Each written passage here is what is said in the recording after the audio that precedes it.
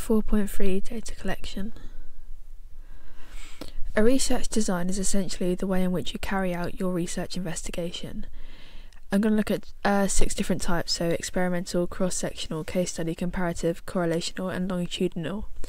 It's important that before you pick which research design you're going to use, that you think about what type of data it is you want to collect, whether it be qualitative or quantitative, the time frame you have to do it in, and the access you have to the required facilities and equipment you might need.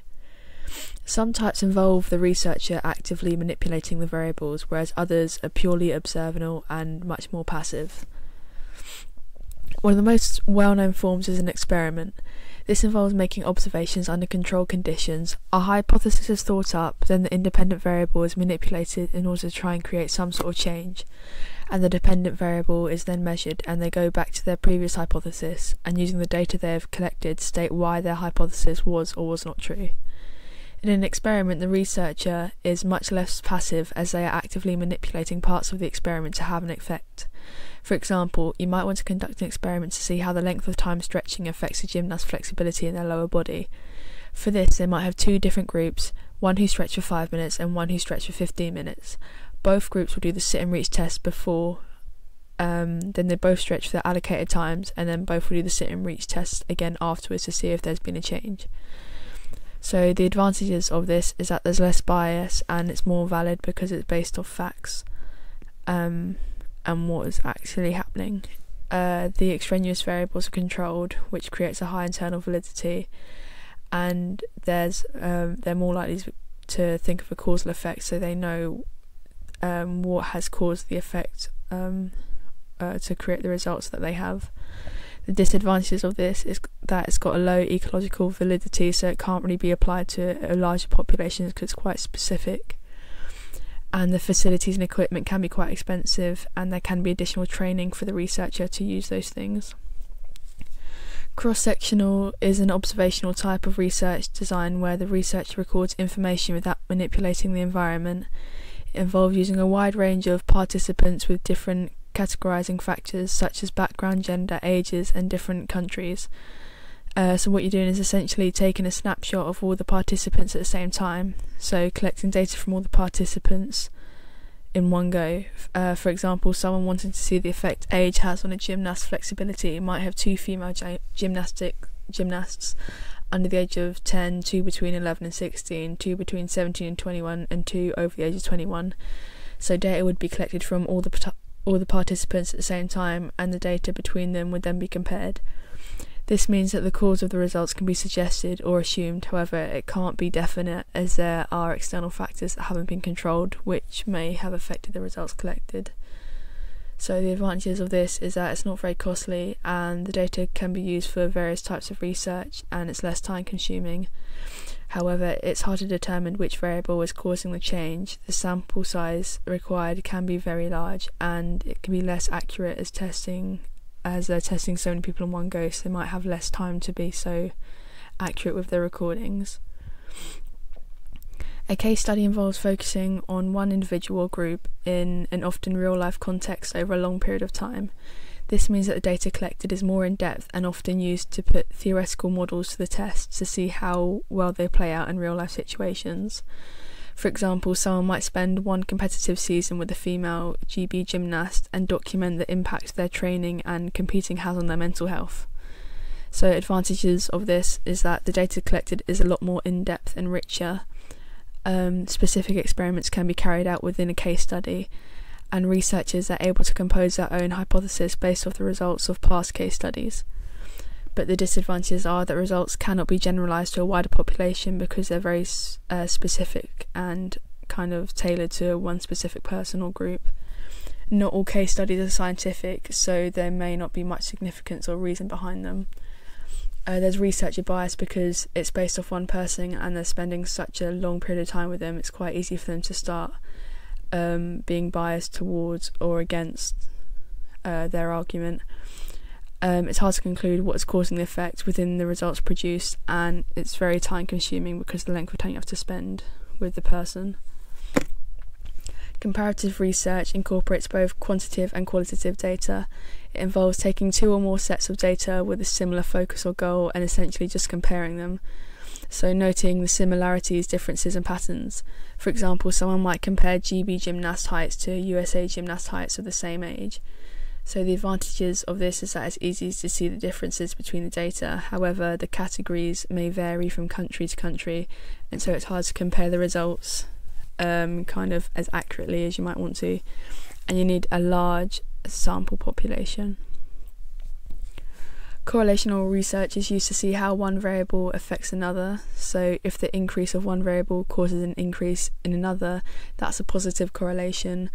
And if there's an increase in one variable that causes a decrease in another, it has a negative correlation. The researcher doesn't actually impact the data, they're just seeing how one affects the other. So an example of this might be see how a gymnast's height affects their weight. If the general pattern shows that those who are taller have a greater mass, then it would be a positive correlation. So advantages of this is that they are more applicable to everyday life, so it can be more kind of generalised and applied to everything as opposed to just sporting examples or just what it was used for in the first place. Other researchers can kind of research further, so if they see some data and notice a correlation that interests them, they can choose to investigate that further and experiment based off the data that they've looked at. Disadvantages though is that it only uncovers a relationship, but it doesn't tell you why that has happened, and it doesn't tell you which variable has influenced the other. Longitudinal research is essentially research that takes place over a long period of time. So research is completed on the same subject over many years, looking for changes over time. So an example of this could be the dropout rate of female gymnasts between the ages of 14 and 16 over 5 years. Advantages of this is that it's effective in determining variable patterns over time. It ensures clear focus and validity, and it's highly flexible. However, it's a very elongated process, so it takes a long time, and there's a risk that the data you're gathering is not 100% reliable, and it requires a large sample size. So after you've decided which research design, it's then important for the person to decide the actual research method and how they're going to collect their data. So there's different types of data. You've got primary data, which is collected by yourself. So positives of this is that it's direct, so you're doing it straight away, you're getting the data yourself. It's tailored to current research, so you can make it about whatever you want it to be about and be as specific as you like. It's reliable because you're doing it yourself, so you're able to know what went on, and you will be able to know if it's not reliable, because if you make mistakes yourself. There's no misconceptions because you were there doing it, so you know what you meant when you wrote certain things down. However, there's a risk of bias because I think it's just in human nature to be a bit biased sometimes towards certain things. It can take up a lot of time, it can be quite expensive, and human error in general can just be a negative. Then secondary data is data sourced from other people and the experience that they've carried out. So positives of this is that the sources are rapidly available, you can get them more or less anywhere on the internet or in textbooks, and because of that it's inexpensive, and it provides insight and support to your own hypothesis and data and what you've thought yourself. However, it can have insufficient detail, and obviously there's not a lot you can do to change that because that's the data that's been provided, and you can only talk about the data that's been provided for you. You can't kind of branch off and talk about other things because you can only base it on what's been given to you. There are 4 different classifications of data: discrete, ordinal, nominal and continuous. So discrete data is information that can be categorised, so there are usually only 2 possible answers within this, such as asking someone if they are male or female, or asking them a yes or no question. Ordinal data involves putting information in an order or rank, so there aren't necessarily equal intervals and the numerical values aren't relevant, it's just the order things are placed in. This would include things such as a pain scale or position in a sporting event. Nominal data is often quite limited and descriptive with names, mutually exclusive categories such as gender or eye colour. And continuous data is made up of both interval and ratio data. So interval data involves putting things in rank order with approximately equal intervals, where 0 has no value, and so because of this there can be negative numbers such as weight change, because it's possible to either increase your weight or decrease your weight, so there are a chance to be negatives there. And ratio data has data in rank order with equal intervals, where 0 has a value and means none. So an example of this could be weight, because you can't weigh less than 0, and you can't, the length of something can't be less than 0 either. So qualitative data is taken often to describe a person's emotions, feelings and thoughts. So advantages of this is that it provides context to quantitative data, so it gives you the why behind what's happened. It allows a wider range of answers with more depth and detail. However, it can be harder to analyse because of the broad variation of answers you might collect. It's time consuming. Often you can only do it with a smaller sample size because of how long it takes, and the quality of the results depends on the researcher's skills. So one way to gather qualitative data is through interviews. These are typically good for those who want to have a face-to-face or one-on-one setting in order to gather their information. And it can be beneficial, as some people may struggle to translate their thoughts and opinions into coherent sentences that can be written down on paper. In addition to this, some people will find questions confusing, and by having someone physically there, they are able to confirm what the question meant, and so are able to give the richest answers. Some key factors that need to be considered when conducting interviews are the need for good questions, as without good questions you can't expect to get the best answers. The face-to-face and one-on-one experience that comes with interviews also allows for rapport to be built between the researcher and participant, and it also allows for the researcher to guide and support the participant with their answers. However, it's important that the researcher doesn't impose their own opinions onto the participant and avoids researcher effects, where the participant provides the answers they feel that the researcher wants to hear, as opposed to their own actual thoughts and feelings.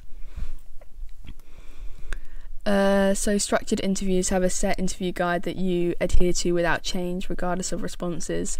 And there are some pros and cons to this type of interview structure, such as the fact that it's quicker and you give the same questions for everyone, you can get the relevant answers, and the researcher is controlled the entire time. However, it can be biased depending on the answers, because if you only ask certain questions that can only get a certain type of answer, then you're kind of manipulating the experiment. And if you leave out questions, so you forget to write them down in the first place, you can't get that answer because you can't add in your own questions, because you've got to stick to what's been written down. There's a lack of flow and rapport with the participants, so it can feel quite rigid and uncomfortable, and you can't ask any follow-up questions that you might think of on the spot based off their answers. So semi-structured interviews follow a guide and often have a set main question that they want to include. However, they do allow for scope and probing with further follow-up questions, which will be dependent on the answers given throughout the interview. Again, there are plenty of pros and cons to this type of interviews, such as the fact that they can get further information based off what they've said, and they still manage to ask those main questions, but they can still build on the person's answers. Due to the flexibility of it, they can ask follow-up questions if something's quite intriguing or you don't know what they meant by a certain thing. You can ask them to just kind of refine what they meant. However, they might not give straight answers because they have that freedom, and so they can go off topic, which means it will take longer, and it can be harder to analyse the results because they're able to kind of go off wherever they want to. Unstructured interviews will have a start question, which is then followed by general conversation, meaning that often no questions or conversation topics are off limit, and it allows the conversation to flow a lot more naturally. This more natural setting does allow for some pros and cons too, such as the fact that it's a more laid back feeling, so it allows you to build that natural rapport, and there's no limit to discussion, so you can get more information, and again you can build on the answers by asking follow-up questions. However, you might again not get relevant answers because they have so much freedom. It takes a lot longer, there can be too much data, which is then harder to analyse. So you can also use observations as a way to get qualitative data. So there's different ways to observe people. So first off, there's the option to do a participant observation and non-participant observation. So a participation observation involves the observer taking part within the group or activity whilst trying to observe them, whilst non-participant observation involves watching from outside the group. So there's pros and cons to both these types of observations. So the good point is that it kind of places people in a natural environment, so it kind of creates more of a field experiment, and it's immediate and in the moment, and notes can be detailed and it can be less intrusive. However, there are ethnic worries with the fact that privacy, confidentiality and consent and the use of findings can kind of not always be done, because it's such an in the moment thing and you don't always want people to be aware of what's going on. You don't always have time to ask people those things during the moment, and so there are kind of issues with their ethnicities, ethnic worries. Obviously there's the observer effect, so the bias from the observer. So if they see someone do a certain behaviour without knowing the context behind it, they can kind of apply their own meaning to it, which might not be what was meant by the person at the time, and so they're kind of influencing the results because they're applying their own meaning behind things, and it can be time consuming. And then within this there's also two types in terms of how much the researcher discloses. So this is known as covert and overt. So covert means that they don't reveal their role, whereas overt means that they do disclose their role, which again has some advantages and disadvantages to it, such as the fact that if people don't know, they're more likely to act how they would in a normal situation. However, again, you're not able to ask for their consent, and they may kind of, it can be bad as well at the same time, because if you want to see how they perform, like within a training session or something, if they're kind of aware that you're there, in one sense they may be more natural, but then again they could be too relaxed and you might not actually get any kind of data that you're actively trying to seek out, because if you wanted to see them in like a high intensity workout, they may be kind of be a bit too relaxed, like with their friends chatting around or whatever, and so you're not actually there to see what you're not be able to see what you wanted to see. And so the issue around covert and overt is often the issue in regards to ethics and the extent to which a person can consent to being observed when they are unaware that there's an observer present and who the observer might be.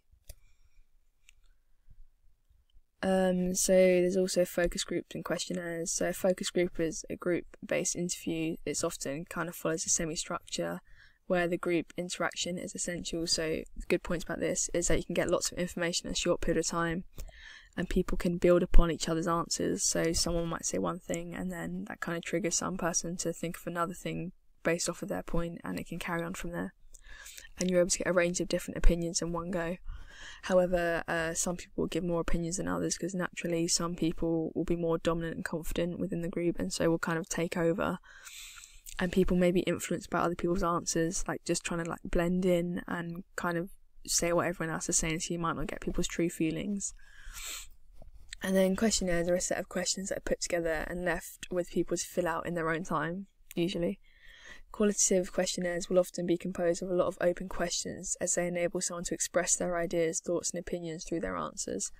There is often more depth and complexity within the answers, but because of this, the answers often take longer to provide. So a good thing about this is that people are usually more honest without the researcher kind of standing there, because I think they feel less pressured and they're able to read it in their own time, and there's often like a list of option choices to kind of prompt their answers and give them kind of some like direction as to what the question is really asking and the kind of response it wants to get. However, people can skip questions if they want, which isn't very useful for the researcher, and they might not understand the question, they can't always ask, and they might kind of provide quite a few like closed answers to the questions, which isn't very useful. So then we've got quantitative data. So this is usually data with like kind of facts and statistics, so kind of based on what's actually happening. You can't really, it's more objective rather than subjective. So advantages of this is the relationship between an independent and dependent variable is studied in detail, and it allows the researcher to measure and analyse data, and it's usually quite quick and easy. Disadvantage is it doesn't provide context, there's a lack of natural setting, and it often requires a large sample size. So the most common type of quantitative observation is notational analysis. So this involves watching participants and recording the behaviours you see by using a set list of criteria that they look out for within the observation. So a tally is placed in the corresponding box for the behaviour seen in a chart similar to the one I've put on the slide here, and this data can then be analysed later on. So this form of quantitative data will tell an observer what happened during a game or session, however it won't give a person any context as to why it happened, as it only produces statistical figures. So yeah, notational analysis is good because you can video it now and then analyse it later on, and it kind of provides a sense that everyone is valued, because usually in a game of, like, I don't know, say basketball, it's only the people who are scoring the shots that are acknowledged, whereas by doing notational analysis you can see how many like blocks like a defender does, whatever, so it kind of values them too. And it's quite good for showing strengths and weaknesses, and from that you can kind of compare players and show how someone has improved over time. However, due to the fact that a lot of it is based around humans like carrying out themselves, you can often miss behaviours. If you don't see it, you don't note it down. Often you'll need training, so you need to know what you're looking out for. And if there's a lot of players, you need a lot of observers, and it can be demoralising for some people if they don't necessarily know how to take the criticism based off the statistics that have been gathered. So questionnaires can also be used to gather quantitative data too. So again, there's two types of questions that can be used in questionnaires, open and closed. So closed are usually more relevant for quantitative research. They provide specific responses, and answers are typically provided faster, which is kind of what you want for this kind of thing. So yeah, the good thing about the questionnaires is that they're usually people friendly. They can reduce participant bias because they're not trying to impress the researcher a lot of the time. They're anonymous, so people usually kind of say what they actually mean. The data is structured and accessible to all different people, and there's also kind of different questions that have Likert scales and ticks, so it's kind of quicker and more efficient for people. So if they see that on a questionnaire, they'll be more likely to do it, probably because they know it's going to be quicker and they don't have to provide such detailed answers. However, you can't probe or ask follow-up questions. If it's too complex and it's a poorly designed questionnaire, people are less likely to do it. Possible experimenter bias. The answers can be collated, so it's not always it can be harder to analyse in some senses, and there's a restriction of technical language. So things you need to consider when you're doing a questionnaire is what you actually want to find out from the questionnaire, so you can know which questions to put in, the sample group you'll be using, so who you're going to be asking, such as like the age, the gender, the race of people, the length and appearance of the questionnaire, how you're going to distribute it, so whether it's going to be like post, email, handout, or through social media, and how you're actually going to analyse the data you get from it. So in terms of experiments, an experiment involves a researcher manipulating the independent variable and recording the dependent variable. An experiment is the most common method for collecting quantitative data, and in order for a true experiment to be carried out, there are three factors that need to be incorporated: the control group manipulating the independent variable and randomly assigning the participants. Without these 3 points, it can't be considered a true experiment, and for that reason any data collected may not be as creditable. So typically the stages of an experiment follow this pattern. So a researcher conducting a hypothesis, then they'll collect their data, analyse it, and then finally review the hypothesis based off what they've learned as a result of the experiment. So there are two key types of experiments. You've got a lab-based experiment and a field-based experiment. So a lab-based experiment involves carrying out the experiment in a lab-based environment where the researcher can control the extraneous variables and accurately record the results of the experiment.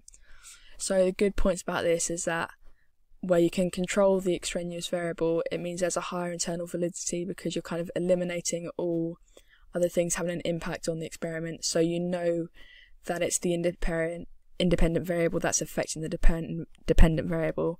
And so because of that, you can conclude a causal effect. You know that it's one thing affecting another and it's not being affected by anything else. The disadvantages are that the equipment and facilities can be quite expensive. There's a low ecological validity, meaning you can't really apply it to a wide range of people. It's quite specific to who you tested at the time, and it doesn't reflect the natural performance setting that they'd usually be in for their sport. A field-based experiment involves carrying out an experiment in a more natural and realistic environment. So, for example, if you're testing a gymnast's muscular endurance, you might want to use the uneven bars and conduct an experiment on that, because that piece of equipment is much more relevant to their sport. Advantages of this is that it's more relevant and realistic. You can test and track multiple people at once, and because of that it can be cheaper, and there can be a high ecological validity because you're putting them in a more natural setting that a lot more people will experience themselves. However, it can take a lot of preparation, and sometimes it will need specialist equipment, and you've got less control over those extraneous variables, and because of that there's a lower validity and reliability. So there are also different experimental designs that need to be considered for an experiment. So this has largely revolved around the way in which people are actually tested and the way the sample is used. So repeated measures is where the same group of participants are used for each condition of the experiment. So the good things about this is that there's typically a smaller sample size because you're using the same few people over and over again. And it allows you to assess an effect over time, see how it changes. So because it's the same people, it's kind of easier to acknowledge where the changes occurred, and that has not been because you're using a different person. However, the participants might feel fatigue or become bored because they've done the experiment so many times, and because of that they might get lower scores because they're not trying as much. And then the flip side, participants might actually do better because they've practiced it more than once. They know what they're doing, and they kind of might know how to get the best out of the experiment, which might not always be useful. Independent groups are where unrelated groups or different groups are used for each condition. So this is good because it's easy to compare the data, and it's less time consuming because you've got more people and there's less demand characteristics. However, you're using larger groups and two separate groups as well, so that could be more expensive to kind of fund that. And again, no person is the same, so everyone's got individual differences, and because of that the repeatability throughout the experiment might not be so high because different people are going to produce different results. Matched pairs are where each group of participants are carefully matched on all variables considered relevant to the experiment. So for instance, there may be two separate gymnasts doing a test to determine their leg power. So they might take two that are both the same or very similar in height, weight and body composition, but obviously they're still two separate people. But the characteristics that they deem matter are similar between the two. Advantages of this is that the participants only need to complete the conditions once, so that's a lot quicker than repeated measures, and so because of that they're unlikely to get bored or tired, so their results will be more consistent. And they're more the external validity is higher than it is in repeated measures. However, it still can require lots of participants, so potentially can take longer to gather the data because of that. And there still might be some differences between the participants which can lower their internal validity and reliability.